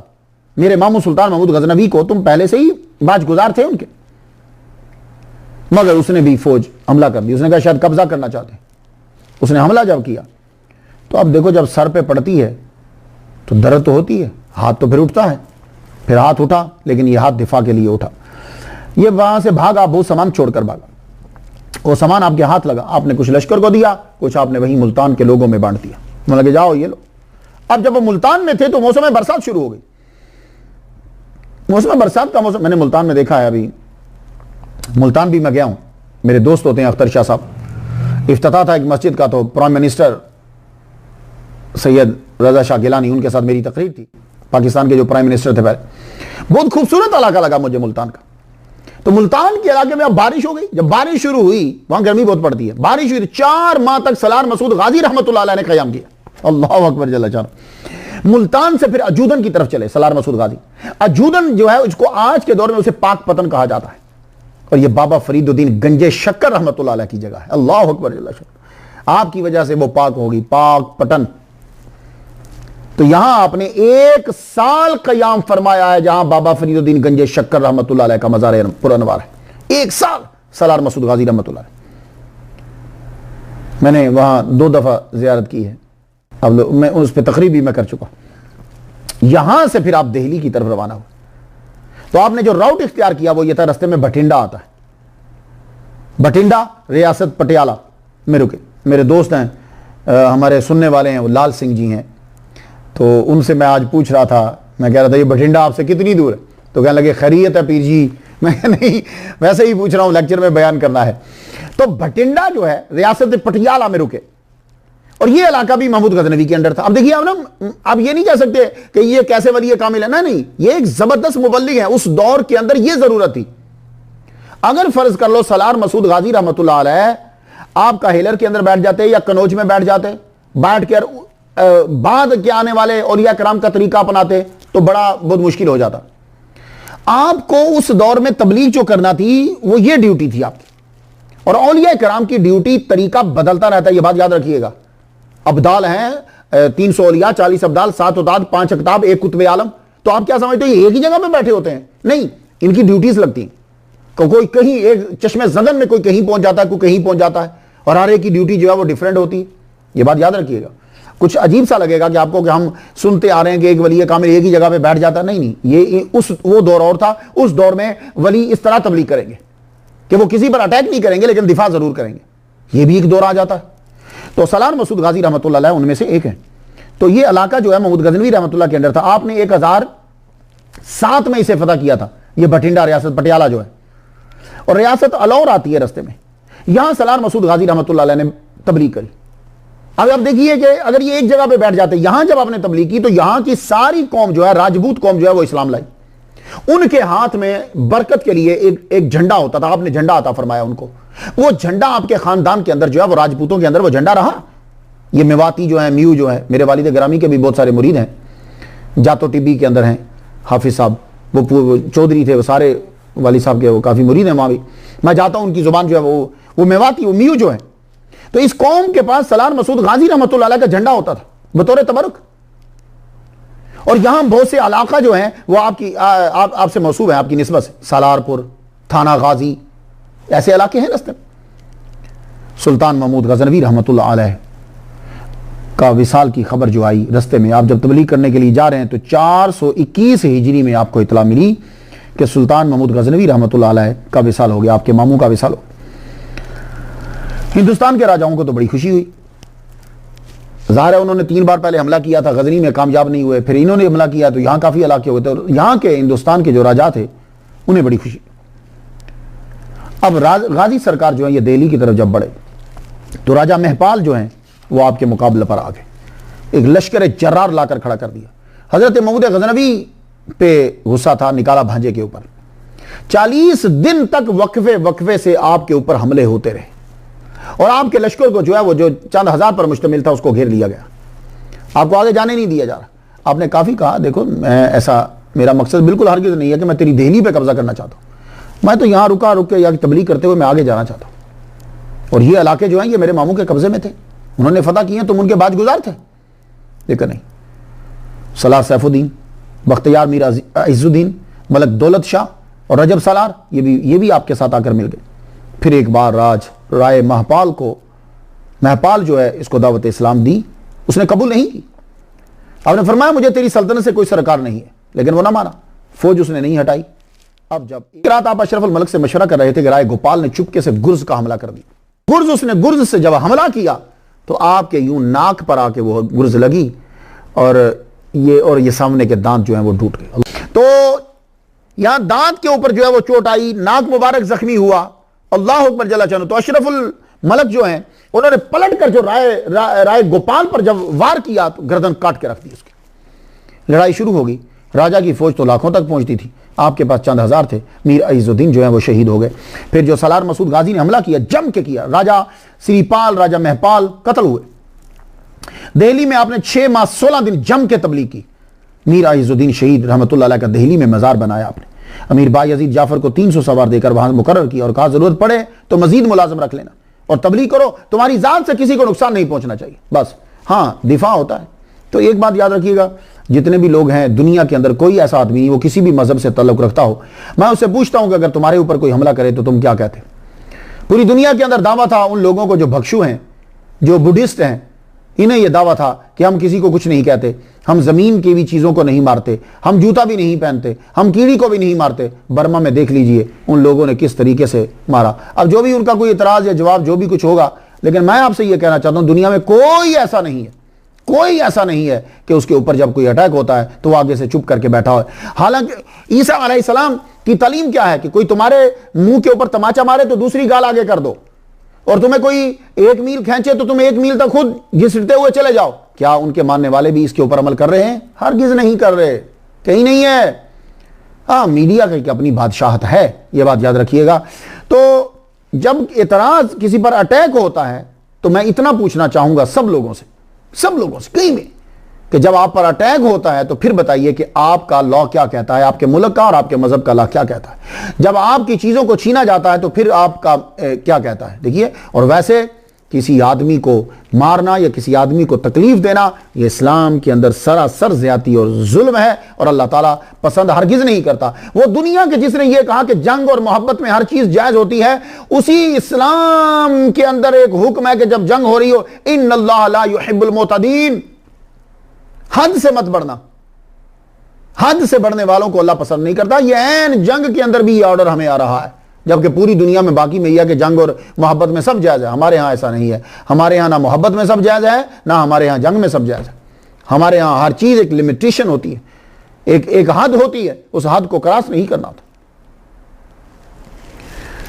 तो आप पर जब हमला हुआ, आप आगे बढ़े। अब वहां से दिल्ली से मेरठ की जब रवाना, दिल्ली से आप मेरठ रवाना हुए, वहां का राजा आपके मामू का दोस्त था, उसने आपकी आमद पर खुशी मनाई और तहाइफ दी आपको। आपने फरमाया मुझे तो सिर्फ यहां रहकर तबलीग करना है, थोड़ा अरसा रुकूंगा फिर तबलीग के लिए आगे बढ़ जाऊंगा, मुझे तुम्हारी सल्तनत से न तहाइफ से कोई गरज नहीं है। तो सुल्तान कुतुबुद्दीन ऐबक ने 1194 ईस्वी में सलार मसूद गाजी रहमतुल्लाह अलैह की याद में मेरठ के अंदर मैदान में एक आलीशान गुंबद बनवाया था। आपने जहां जहां तबलीग की, कई इलाकों में यादगारें हैं आपसे मंसूब है। मुरादाबाद के कुर्बो जवार में कई इलाके, मुरादाबाद हमारे उस्ताद मोहतरम सैयद नईमुद्दीन मुरादाबादी, जिनकी वजह से पूरी दुनिया में लोग नईमी कहलवाते हैं। नईम है ना, नाइम, उसकी वजह से नईमी कहलवाते। मुरादाबाद के कुर्बो जवार में कई इलाके आपकी तरफ मंसूब है। और मेरठ इस वजह से भी पूरी दुनिया में मशहूर है कि वहां एक अजीम हस्ती आला हजरत अजीमुल बरकत शाह रज़ा खान बरेलवी रहमतुल्लाह अलैह के खलीफा, आपके शागिर्द, एक दुनिया का अजीम स्कॉलर मुबल्लिग हजरत अल्लामा मौलाना अब्दुल अली मेरठी सिद्दीकी रहमतुल्लाह अलैह, जो शाह नूरानी रहमतुल्लाह के वालिद गिरामी। तो मुख्तलिफ इलाकों से होते हुए सलार मसूद गाजी रहमतुल्लाह अलैह तबलीग करते हुए, क़याम करते हुए जिला बाराबंकी पहुंच गए। आपको यह जगह पसंद आ गई। अभी कुछ रोज ही गुजरे होंगे कि राजा कड़ और राजा मानिकपुर से कासिद आया, आप यहां से कूच कर जाओ, वरना हम राजा ऑफ बहराइच के साथ मिलकर आपको मिटा के रख देंगे। आपने फरमाया अल्लाहुम्मा मालिकल मुल्क तुतिल मुल्क मन तशाओ, भाई मुल्क तो अल्लाह ताला जिसे चाहता अता करता, मुझे तुम्हारी जमीनों से कोई गरज ही नहीं, सरोकारी नहीं, मुझे तो इन इलाकों में अल्लाह का नाम पहुंचाना है, उसका पैगाम पहुंचाना है मुझे। मगर उनको महमूद गजनवी का बदला लेना था। सब राजाओं को गुस्सा वो था, क्योंकि राजा जयपाल जो है वो खुद को मारकर, उसने जो खुद को आग में जला लिया था। कुछ तो ये कहते थे कि ये तरीका था हिंदुओं के अंदर कि जो 3 जंगें हार जाए तो वो खुदकुशी कर ले, और कुछ ने कहा नहीं, उसने खुद को आग में जलाकर एक चिंगारी मुसलमानों के खिलाफ जो है वो भड़का दी थी।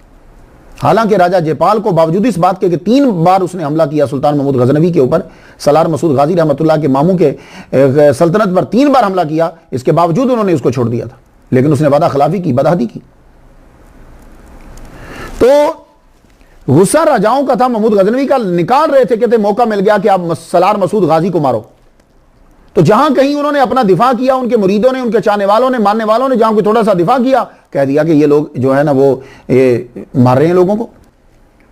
राजा देव नारायण और राजा भोजपुत्र ने आपके कत्ल की साजिश बनाई, मगर वो साजिश जो है वो नाकाम हो गई। बंदा पकड़ा गया, वो बंदा जो है वो पकड़ा गया, उससे खत निकला, तो साजिश नाकाम हो गई। मगर यहां आपको एक खबर जो पहुंचती है, आपकी वालिदा माजिदा हजरत सुल्तान महमूद गजनवी रहमतुल्लाह अलैह की बहन सतरे मोहल्ला का विसाल हो गया। आपका जस्ते अनवर जो है वो गजनी भेज दिया गया। तो सलार मसूद गाजी रहमतुल्लाह की वालिदा माजिदा जो है, उनकी कब्र जो है वो गजनी के अंदर है। तो इससे एक तब्दीली ये आई कि आपके वालिद ग्रामी सलार साहू गाजी रहमतुल्लाह आपके पास आ गए। उनका जब विसाल हुआ तो आपके वालिद ग्रामी सलार साहू रहमतुल्लाह काहिलर से हाकिमियत छोड़ दी, सब कुछ छोड़ दिया। आप टोटली अपने बेटे के साथ चलकर तबलीग पे निकल गए। अब हाकिमियत बिल्कुल टोटल खत्म कर दी। तो बहराज शरीफ में जाकर कयाम किया, आज जो बहराज शरीफ के नाम से मशहूर। तो इस शहर में तबलीग के लिए अपने चचा हजरत सलार सैफुद्दीन रहमतुल्लाह अलैह को भेजा। तो बहराज शरीफ के अंदर सैफुद्दीन रहमतुल्लाह को भेजा, मगर वहां के राजाओं ने आपको कत्ल करने के लिए घेरे में ले लिया। तो उनकी मदद के लिए खुद सलार मसूद गाजी रहमतुल्लाह बहराज पहुंचे। 27 रमजान 423 हिजरी को बहराज में पहुंच गया। यहां ज्यादा भेरों कौम जो है वो रहती थी, ये सूरज को पूजते थे। आपने हजरत सुलेमान अलैहिस्सलाम की सुन्नत अदा करते हुए इन्हें रोका। अनारकली तालाब के किनारे एक पत्थर था जिसमें सूरज की तस्वीर बनी हुई थी, बाला रख कहते हैं। हर इतवार को लोग जमा होते थे। आपकी आमद के होते ही राजा तो भाग गए, जंग टल गई।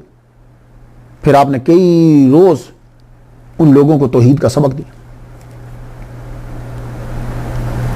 दरख्त के नीचे आप बैठ जाते, वो जिस दरख्त के नीचे आप बैठे, आप कहने लगे मुझे इस दरख्त से खुशबू आ रही है, मोहब्बत की खुशबू आ रही है, और ये इस बात का इशारा था कि आपकी कब्र मुबारक यहीं बनेगी। तो लोग वहां जो आते, वो बहुत बड़ा पत्थर था, सूरज की पूजा करने। आप उसे बता देखो ये सूरज, ये जो सूरज है ये अल्लाह की मखलूक है, ये उसके हुक्म से चलता है, ये रुकेगा नहीं। तो जब ये रुक नहीं रहा तो इसको कोई हरकत दे रहा है। जब हरकत दे रहा है तो वो बड़ा हुआ ना जो इसको हरकत दे रहा है। ये तो नहीं बड़ा, इसको क्यों पूछते हो? और क़यामत के दिन ये सूरज ये भी खत्म हो जाएगा। इज़ा शम्स कुव्विरत व इज़ा नजूमुन कदरत व इज़ा जिबालु सुय्यिरत व इज़ा इशारु उत्तिलत व इज़ा वहुशु हुशिरत। अब वहां बैठकर अनारकली तालाब में तबलीग कर रहे हैं उनको। कई लोग इस्लाम उन्होंने कबूल की। चंद हफ्तों के बाद आपको बहराइच में यह खबर पहुंची कि आपके वालिद ग्रामी हजरत सलार साहू का विसाल हो गया। 1032 में आपके वालिद ग्रामी को सतरख में दफना दिया गया। आपने अब मुस्तकिल बहराइच में अपना ठिकाना बना लिया। एक रोज में आपको कई राजाओं का पैगाम मिला कि आप ये जगह छोड़ दो वरना हम आपको न छोड़ेंगे। आपने उसकी तरफ कोई ध्यान नहीं दिया, दरख्त के नीचे इबादत में मसरूफ हो गए। झाड़ियाँ कटवा दी आपने, खूबसूरत मस्जिद बनवाई, मस्जिद के इर्द गिर्द बाग बनाया ताकि लोग बैठें, मस्जिद की खूबसूरती में इजाफा हो। और 21 से ज़्यादा राजाओं ने जो गुजरात में सुल्तान महमूद गजनवी को ना हरा सके, पेशावर में ना हरा सके, आज उनके भांजे को हराने के लिए इकट्ठे हुए 21 राजा। और ये जो सलार मसूद गाजी रहमतुल्लाह पर हमला है, ये हमला मामू की वजह से, गुस्सा उन पर था, निकाला बिस्तर, ताकत सियासत सब मिल गए, भरपूर हमला। इस हमले में आपके कई साथी शहीद हुए। आप हैरान हो जाएंगे कि सुल्तान महमूद गजनवी के भांजे को शहीद करने के लिए मजहब के नाम पर चंदा और बंदा इकट्ठा किया गया। बहराइच में जो जंग हुई है मामूली नहीं हुई। यूं ही समझ लीजिए कि एक बहुत बड़े बादशाह को मारने के लिए, जैसे सुल्तान महमूद गजनवी को गजनी के अंदर जाकर राजा जयपाल ने जो है वो मारने की कोशिश करी, इतना बड़ा लश्कर। और ऐलान कर दिया गया कि कोई मर्द घर में नहीं रहेगा, एक रहेगा बस जाके घर को संभालने के लिए, और औरतें अपने जेवरात दे दें, चांदी सोना सब कुछ दे दिए। अब राजाओं की तरफ से हमला हुआ, आपने दिफा किया। हजरत अमीर नसरुल्लाह ये आपकी बाईं तरफ थे, हमला शुरू हुआ, ये भी शहीद हो गए। इनका मज़ार जो है वो बहराइच से 12 मील दूर है। हजरत रजब सलार, इनका ये बहराइच से 3 माइल्स दूर है, इनको भी शहीद कर दिया। अब वहां पीर हटेला के नाम से आप मशहूर है। बहराइच से 7 फरलांग के फासले पर हजरत सलार सैफुद्दीन रहमतुल्लाह अलैह का मज़ार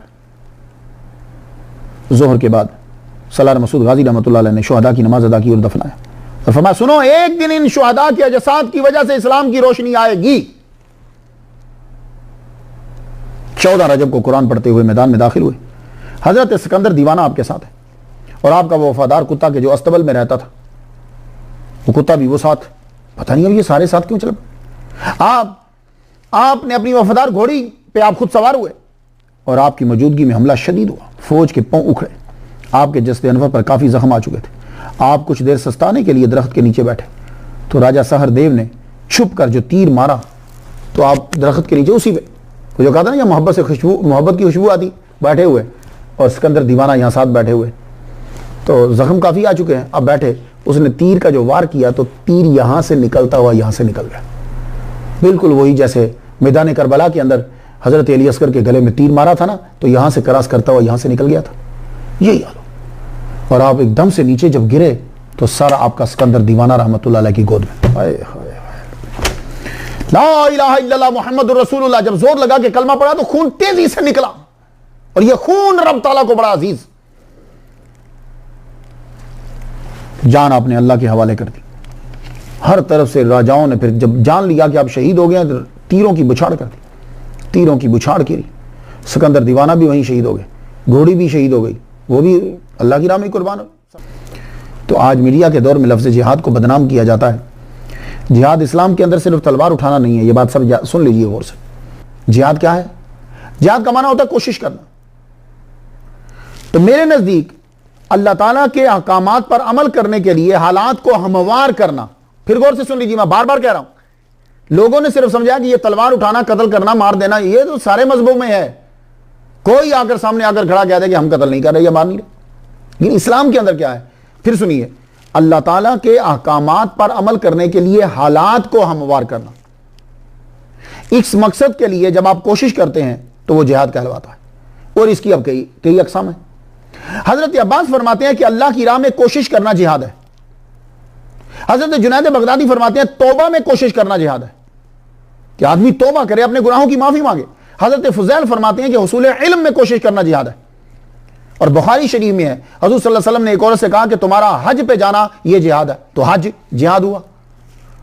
अबू दाऊद और तिर्मिज़ी शरीफ में एक शख्स जो यमन से आए थे कि या रसूलल्लाह मैं लड़ना चाहता हूं, तलवार चलाना चाहता हूं। आपने फरमाया तेरी अम्मी और अबू जिंदा हैं? अर्ज की या रसूलल्लाह। फरमाया कि जा वापस जाके उनकी खिदमत करते रहा, यही जिहाद है। तो मां बाप की खिदमत करना यह जिहाद।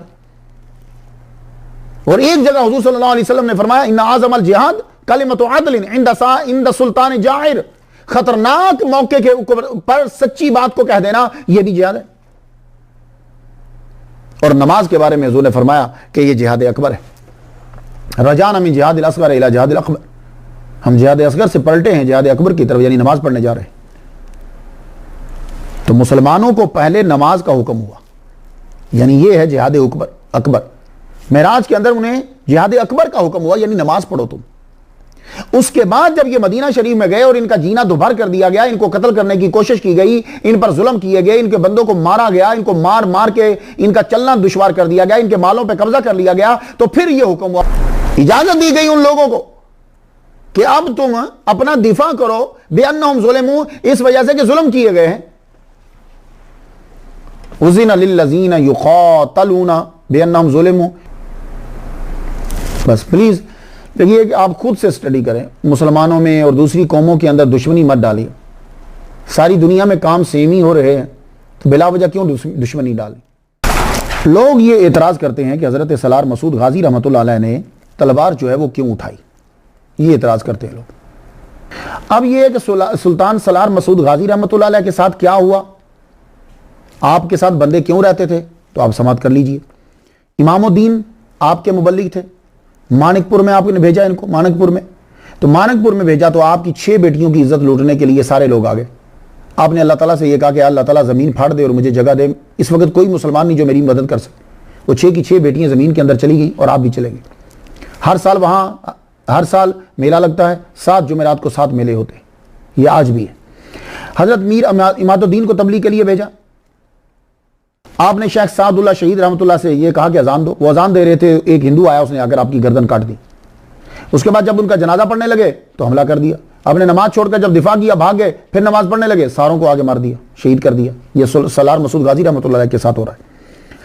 मियां मुबारिज, आपने इनको भेजा दरियाए भकला के अंदर के किनारे पे तबलीग के लिए, उनको शहीद कर दिया गया। हजरत मलिक बख्तियार को कानौर में भेजा, वहां उन लोगों ने इनकी गर्दन काट दी। हजरत अमीर हसन महूना में है, तबलीग के लिए भेजा, आपकी गर्दन काट दी गई, शहीद कर दिया गया। मीर सैयद इज़्ज़ुद्दीन को म्यू भेजा, उनको शहीद कर दिया गया, लाल पीर के नाम से मशहूर है। और आपका एक मुबल्लिग आपने बनारस की तरफ भेजा, मलिक अफजल, उसको शहीद कर दिया गया, वहां गर्दन काट दी गई। हजरत मलिक अमर और तुगरल आपको भेजा गया, शहीद कर दिया गया। आपके एक और मुबल्लिग थे मीर सैयद कासिम, इन्हें भेजा मद्दोसर के अंदर, शहीद कर दिया, गर्दन काट दी। आपके एक और मुबल्लिग आपने भेजे गुलरुख रहमतुल्लाह अलैह, उनको शहीद कर दिया गया। हाजी शरीफ रहमतुल्लाह अलैह को अनीलपुरा में भेजा, शहीद कर दिया गया। मीर सैयद अब्दुल्ला आपको जिला लखनऊ में भेजा गया, शहीद कर दिया गया। हजरत उमर को, ये आपके एक मुबल्लिग थे, उनको जिला प्रतापगढ़ में भेजा गया, वहां शहीद कर दिया गया। अब आप मुझे बताएं, ये इतने बंदे मार दी, क्या ये तारीख में आपके ज़हनों में हैं? नहीं है ना? तो बस अब इसके बाद, इन दोनों चीजों के बाद अब हजरत सलार मसूद गाजी रहमतुल्लाह अलैह का दिफा जो है वो फिर आपने मद्देनजर रखना है। तो क्या इनको छोड़ दे? नहीं। और आपको भी आखिरकार बहराइच में उस दरख्त के नीचे तीर मारा गया, यहां से तीर निकला, आप शहीद हो गए। शहीद जब हुए तो आपकी शहादत की खबर जो है वो पहुंची, वो किस तरह पहुंची? सैयद इब्राहिम जो आपके उस्ताद मोहतरम थे, आपको जब खबर पहुंची तो ये रात के टाइम पहुंची। अब तहज्जुद में इतना रोए, इतना रोए, इतना रोए, इतना रोए, आप एकदम से आपको ऊँग आई। आंख जब लगी तो क्या देखते हैं कि सब्जा ही सब्जा है, और सलार मसूद गाजी शहीद रहमतुल्लाह अलैह तशरीफ लाए हैं, सब हर तरफ सब्जा, और आपके साथी भी आप साथ हैं। मैं आगे बढ़ना ही लगा हूं तो कहने लगे उस्ताद मोहतरम रुक जाइए, आप कल हमसे मिलेंगे आके। हमारा जिस्म और हमारा दीवाना सिकंदर जो है, उसका जिस्म देखो, ये हमारे साथी, उसकी कब्र हमारे करीब ही बनाना, और वो जो हमारी घोड़ी जो शहीद हो गई अल्लाह ताला की राह में, उसको भी मुनासिब जगह ढूंढकर उसको भी उसी इहाते में दफना देना। अल्लाह अकबर। अब क्या हुआ, सैयद इब्राहिम उस जगह पहुंचे, सबकी कबूर बना रहे थे, तो अपनी भी साथी बना ली अपनी भी साथी बना ली, पहले से तैयार कर ली, लेकिन लोगों के पैसे लेकर नहीं, अपनी कब्र तैयार करवाई, खुद ही तैयार कर ली, वो जमीन खोद कर। कुछ होता है ना, बंदे पहले ही से तैयार कर लेते हैं करोड़ों रुपया लगाकर कि हम यहां दफन होंगे, नहीं, वो कब्र जब जगह मिल जाए बस, मुझे कब्र जो है वो बना ली। अब फिर दोबारा आप जंग में शरीक हो गए, जंग में शरीक हुए आपने, आप पर हमला हुआ, आप भी शहीद कर दिए गए, आपकी कब्र जो है वो वहीं बनाएगी। ये मज़ार जो आपका इतना बड़ा नजर आता है, ये कैसे बना? तो आपका मज़ार सैयद जमालुद्दीन रहमतुल्लाह अलैह ने बनाया। वो कब्र के ऊपर जो ये बाद में बड़ा जो है, ये बाद में बना। सैयद जमालुद्दीन रहमतुल्लाह अलैह ये भी अरब से आए थे। लोगों ने इनके सामने सलार मसूद गाजी रहमतुल्लाह अलैह की बड़ी तारीफें की, बड़ी करामतें बयान की। आपने कहा अच्छा, बड़ी करामतें सुनी है। आप हिंद हिजरत करके तशरीफ लाए थे, जिला बाराबंकी में आप रहते थे, तो आपने एक रोज़ हाजिरी दी और दुआ किया, अल्लाह ताला इनके सदक़े से मेरी बेटी को बीना कर दे। मेरी बेटी रोती है, उसकी आंखें नहीं हैं, वो देख नहीं पाती, मैं रोज़ा तमीर करवाऊंगा। सैयद जमालुद्दीन घर तशरीफ लाए, कुछ दिन गुजर गए कि आपकी बेटी जो है, जिनका नाम भी ज़हरा बीबी है, उनका रोज़ा वहीं है, सलार मसूद गाजी रहमतुल्लाह के पास ही है। तो वो ख्वाब में ये देखती हैं कि आवाज़ आ रही है, मजमा लगा हुआ है, तो लोग कह रहे हैं कि सलार मसूद गाजी आए हैं, सलार मसूद गाजी आए हैं, ये लोग कह रहे हैं। तो कहती है कि मैं देख नहीं पाती, मेरी आंखें नहीं है, यानी बिनाई नहीं है, तो मैं देख नहीं सकती। तो मैं कह रही हूं कि काश के मेरी भी आंख होती तो मैं सलार मसूद गाजी रहमतुल्लाह अलैह को देख लेती। तो मैंने ऐसे महसूस किया कि जैसे कोई मेरे करीब है, तो वो मुझे लेके उनके करीब जा रहा है। तो मैंने कहा अल्लाह मुझे भी आंखें दे कि मैं भी इनको देख लूं। तो अल्लाह ताला ने फौरन से मुझे आंखें दे दी, तो मैंने आंखें खोल कर उन्हें देखा। अल्लाह अकबर जल्ला शान। तो ये वो ख्वाब बयान करती हैं कि मैंने उनको देखा, तो अल्लाह ने बिनाई अता फरमा दी। तो जब मैं पीछे उनके चली हूं तो इतने में मेरी आंख खुल गई। तो बीबी ज़हरा ने फिर कहा, अब्बा मैं उनके दरबार पे हाजिरी देना चाहती हूँ। वालिद ग्रामी ने एहतमाम किया, अब वहाँ पहुंची। फिर वहाँ सारा मज़ार का सिलसिला जो है वो जारी हुआ। सैफुद्दीन सलार गाजी रहमतुल्लाह का भी मज़ार आप ही ने तमीर करवाया है, और इस ख़ानदान सैयद ख़ानदान के बहुत सारे मज़ारात जो हैं वो वहाँ हैं। अब जब उनके मज़ार पर जाएँ तो बेशुमार रहमतें जो हैं वो आप पाएंगे। आप शहीद हैं, वली कामिल हैं, अव्वल मुबल्लिगीन में से। वहाँ हाज़िरी का तरीका क्या है सुन लीजिए सब लोग। वली कराम, वैसे तो औलिया सब जिंदा होते हैं, लेकिन कुछ औलिया ऐसे हैं कि जो शहीद हैं, कुरान की मोहर लग गई कि वो जिंदा है।